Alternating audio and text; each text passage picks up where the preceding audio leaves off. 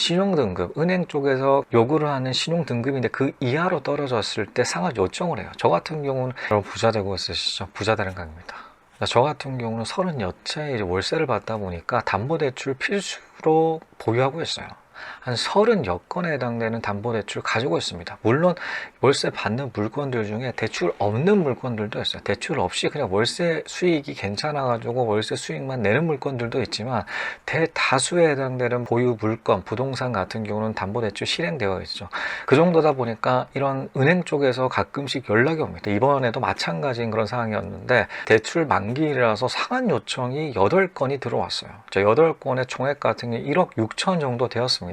다행히도 전액 다 상환 요청을 한 게 아니라 10%를 상환해라 라고 이렇게 얘기를 하시더라고요.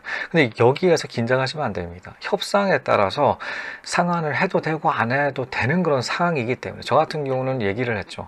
연장하는 시기가 촉박하니 이번엔 상환 없이 좀 진행해 달라 뭐 이렇게 협상했었거든요. 이렇게 딜 던져가지고 다행히도 상환 없이 연장을 할 수가 있게 되었어요. 보통 일반적으로 은행권에서 상환을 요청을 할 때 10% 요것처럼 10% 상환 같은 경우는 신용등급, 은행 쪽에서 요구를 하는 신용등급인데 그 이하로 떨어졌을 때 상환 요청을 해요. 저 같은 경우는 이자 납부 꾸준하게 잘했고 상환 요청해야 될 그런 상황이 없었기 때문에 다행히도 스무스하게 갔다라는 거죠. 신용이 굉장히 핵심적인 부분입니다. 여러분들도 담보대출 늘려서 이 월세 수익 계속 늘린다라고 하면 이 부분 꼭 염두하셔야 돼요. 신용 관리 안 한다라고 했을 때 연장이 아예 안 되는 경우나 전액 상환해야 되는 그런 긴급한 급박한 그런 상황들이 발생될 수가 있기 때문에 저 역시도 마찬가지로 초반에 그런 과정들이 있었죠. 해외 주재원 근무 5년 하는 동안 한 20건에 해당되는 담보대출을 실행했습니다. 초반 같은 경우는 이 대출 관리하는 능력이 없었기 때문에 계속 연체를 했어요. 왜냐하면 보통 한국에서 연체한다라고 하면 연체했다라는 문자들이 오는데 자, 해외 주재원 근무하다 보니까 핸드폰이 정지가 되어 있는 상태다 보니 제가 연체했는지에 대해서 전혀 모르는 상태에서 연체가 되고 있더라고요. 그래서 신용등급 1등급에서 6등급으로 떨어졌어요. 그런 제가 잘못했던 덤으로 이자율 같은 게 계속 상승을 했었죠. 지독하게 신용등급은 안 올랐습니다. 3등급 올라가는 것도 2년 정도나 걸렸었어요. 그 정도로 신용등급 한번 떨어진다면 다시 상승시키기가 너무 어렵기도 어렵고 그에 해당되는 불이익들이 많다라는 것이죠.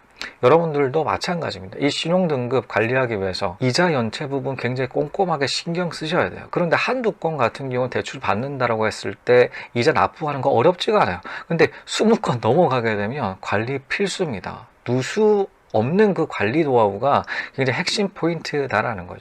저 같은 경우도 각각 은행들마다 자, 이 대출들을 몰아가지고 한꺼번에 관리하게끔 이렇게 만들어 놨어요. 예를 들어서 농협에 대출을 받는다, 수협에 대출을 받는다. 그렇다면 수협 통장, 농협 통장, 수협 통장에 한꺼번에 모른다라는 것이죠. 몰 수가 없는 그런 사항들도 있는데 이 부분 같은 경우는 기록을 해 가면서 대출 이자가 한 달에 얼마 정도 나가는지에 대해서 체크해 주셔야 된다라는 것이죠.